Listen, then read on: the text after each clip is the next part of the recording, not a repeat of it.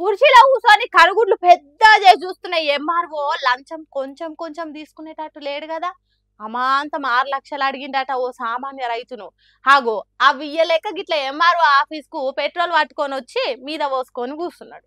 ఇక ఆఫీసర్లు మాత్రం నిర్లక్ష్యానికే సిగ్గు అనిపించేటట్టు చూసుకుంటున్నారు తప్ప మీకు న్యాయం చేస్తామని అంటలేరు. సిద్ధు అనే 30 ఏండ్ల యువ రైతు తనకు భూదాన్ ద్వారా ఇచ్చిన భూమి చుట్టూ కంచె వేసుకునే పర్మిషన్ కోసము ఎంఆర్ఓ చుట్టూ తిరిగిండట. అమాయకుని తీరుగున్నాడు, అడిగినంత ఇస్తాడని 6 లక్షలు డిమాండ్ చేసిండట. అంతేకాదు పెద్ద పెద్ద ప్రైవేట్ కంపెనీ వాళ్ళకి కట్టబెట్టే ఉపాయం చేస్తున్నాడట. అందుకే భూమి లేకుంటే మాకు బువ్వ లేదన్నట్టు ఆఫీస్ ముందటికి ఆలి పిల్లలతో వచ్చి జీవి తీసుకుంటామని మొత్తుకున్నారు.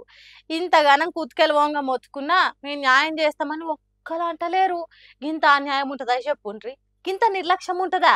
బీదోని కాల కింది భూమికి రక్షణ ఇయ్యాల్సిన సర్కార్ ఆఫీసర్లే పెద్ద పెద్దోళ్ళతో కుమ్మక్కైతే అమాయకులు ఏం కావాలి, ఎట్లా బతకాలి? ఈ కుట్ర జరిగింది మేడ్చల్ మల్కాజ్గిరి జిల్లా దుండిగల్ ఉండే సిద్ధు అనే రైతు మీద.